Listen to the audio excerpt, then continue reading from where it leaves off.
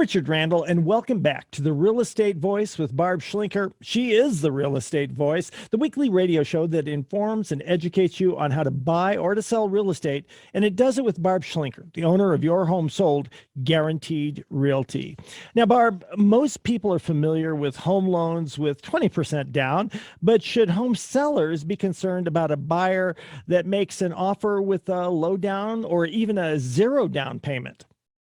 Well, Richard, we're just coming off a red hot market where, almost every home had bidding wars and the sellers had the luxury of being able to pick and choose the best buyers. Many times they lean towards a cash buyer over a buyer getting a loan, but nowadays they can't be so picky. Not every home gets a bidding war.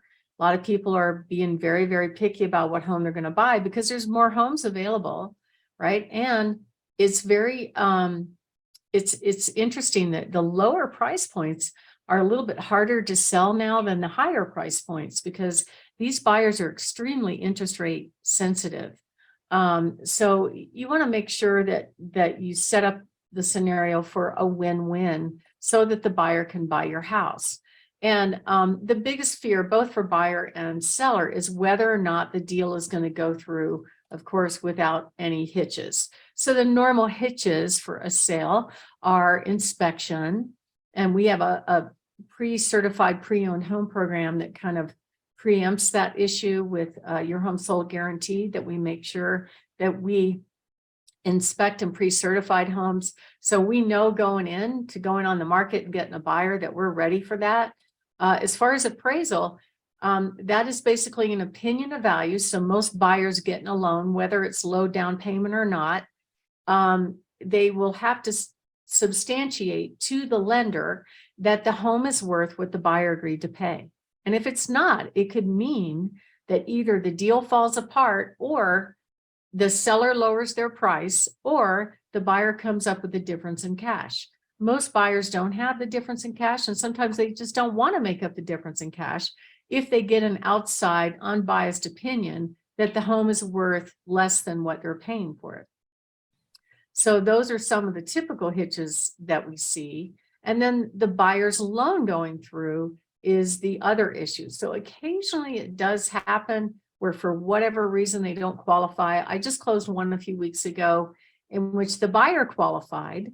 However, the lender didn't quite get all the information up front, and it turned out that the buyer got a contract. So we were under contract with the seller. Beautiful, cute little home that had been remodeled.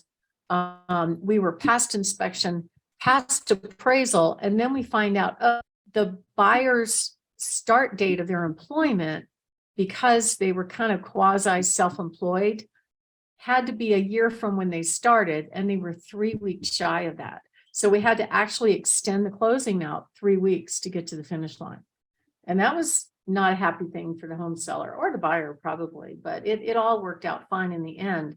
But, sometimes the lenders either don't have all the information when they originate the loan, which is what this lender said, or some little surprises creep up, like, oh, do they have a tax lien that we didn't know about? Or, whoa, do they have debts from a previous marriage that they have to pay? Those kind of things may not be super obvious just by pulling credit.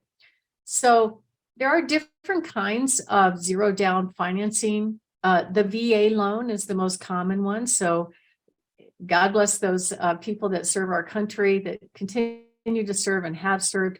They have the wonderful benefit of being able to purchase a home absolutely zero down, up to millions if they qualify for the payment. Okay. It's a great program. It's actually one of the easiest loans for a buyer to get. And it's the debt to income qualification is a little bit different than the other loans. But at the end of the day, if a lender tells you that this person is pre-approved and they've checked their income and their assets, they're fine. I wouldn't worry too much about it at all. But if it does not appraise, then we have an issue.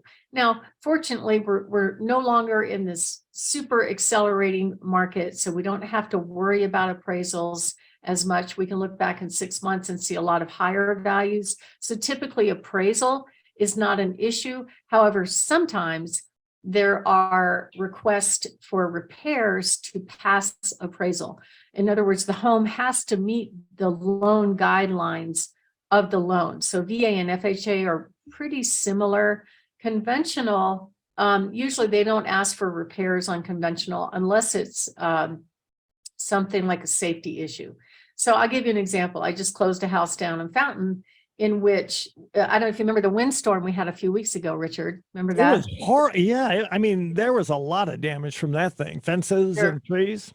Fences, yeah. So this fence blew halfway down, so much so that when right afterwards, of course, the appraiser shows up and sees that, it actually blew a gate and a fence panel almost down. And he requested that, okay, the sales price is fine, but I need to make sure that fence is repaired so that it doesn't fall down on somebody. So they considered that to be a safety issue. And that was a condition of the buyer moving forward to close. So it did delay the closing just a small amount, like a day or so. But that was one of the things that the appraiser required to get it to the finish line. Typically for VA and FHA loans, what you have to watch out for as far as repairs on properties, and just kind of run through this checklist in your mind and think if this applies to you. Broken windows, so you don't see that too often in homes for sale. Missing electrical outlet covers. You see that a lot, but that's an easy fix. It's a 30-cent part. Missing stair rails. So a lot of people will pull out stair rails to move stuff up and down the stairs. It has to be there for safety for the appraiser. Any safety issues, trip hazards, peeling paint on the outside, they're really big on that. So if you have peeling paint on the outside of the home, they're typically going to ask you to correct it. Broken siding. I had one home that had vinyl siding and some hail kind of peppered through it. So we had to repair it to pass the appraisal. So I think the zero down, low down programs, they're not bad. With both of these loans, they can also get down payment assistance from the government. Like the state offers what's called CHAFA, which is they will give the borrower 4.5% or 3.5% as part of a down payment, either for FHA or if it's VA, could cover their closing cost or pay some of their VA funding fee, which is kind of like mortgage insurance. So those are out there, and they can get those as either gifts, like bonds that they get actually a credit for that money, or they have to pay it back as a silent mortgage when they sell the home. So those are out there, and sometimes they require a secondary level of underwriting. So if I'm seeing that in the offers, I'm actually going to ask the question of the lender. I want to find out, I want to do my due diligence for the seller to make sure that we're confident that this buyer is moving forward and that they're going to be able to make it to the finish line financially. So I will ask that question. Okay, this buyer's getting down payment assistance. Are you underwriting it in-house, or are you sending it out to a third party? Because nobody wants a deal to fall apart right at the last minute. That's the worst case scenario, and it could happen with the down payment assistance programs. Credit unions, some of them are giving 100% financing now. So some of these people are taking the risk if the borrower has really good credit. So the things that a seller should be concerned about, this is my favorite breed of dog. I love bloodhounds. I know it's kind of funny, but I think they're cute. They're big, slobbery, not very smart dogs, but it doesn't matter. All right, so inspection issues typically. So we deal with that with our pre-owned, pre-certified home. And that is something the seller controls. The buyer's loan approval, which is something the lender is in control of, but we as the listing agent will make sure that we get all the information that we can to give the seller confidence that this buyer can perform. Because when a seller takes their house off the market, when they accept a contract, the seller is committed. There's no out for the seller, right? They're committed for the term. So that's why we do our due diligence to make sure that when this buyer makes an offer and gets a contract, this buyer has the ability to perform. And then the appraisal is something that we can help the sellers plan for by looking at similar sales, being able to show them that we definitely can prove the value before we even go on the market. We can take a really good educated guess to make sure that it's going to sell for the price, and the appraiser is going to agree that the home is worth what the buyer agreed to pay. And we can also support the appraisal as well with letting them know how many offers there were, letting them know the improvements on the home. All those factors come into play.